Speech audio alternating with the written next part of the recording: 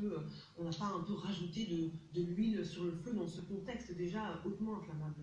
Jean-Michel Blanquer, ministre de l'Éducation, a dit lui-même qu'il trouvait les images choquantes.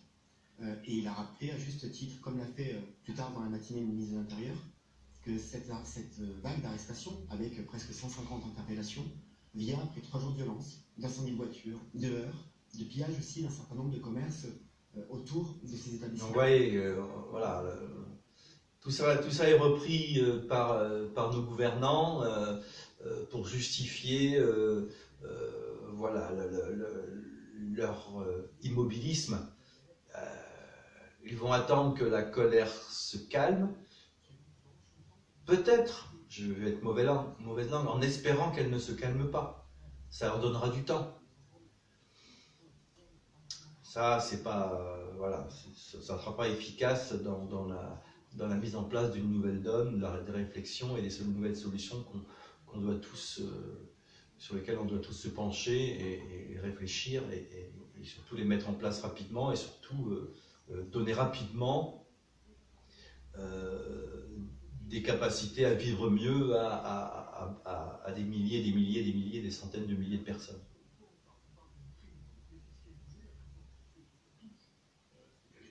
Les salariés, et pour ceux qui la versent dans les deux sens, il resterait juste a priori les prélèvements sociaux, la CSG.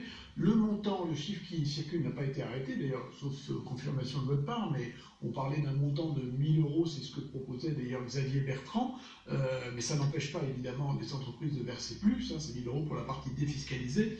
Qui la verserait? C'est une prime pour les entreprises, a priori, toujours volontaire et pas obligatoire, ce qui fait que tout le monde, d'ailleurs, est d'accord, le MEDEF, la CPME, tout le monde est d'accord pour la verser.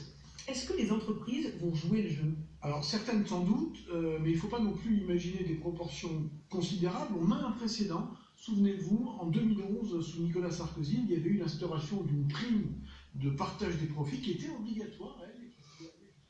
Donc, redonner du pouvoir d'achat, voilà l'urgence.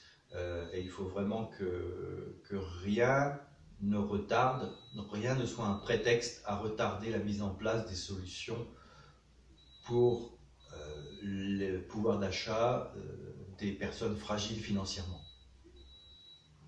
Bon, cette fois je m'arrête sur cette vidéo. À bientôt.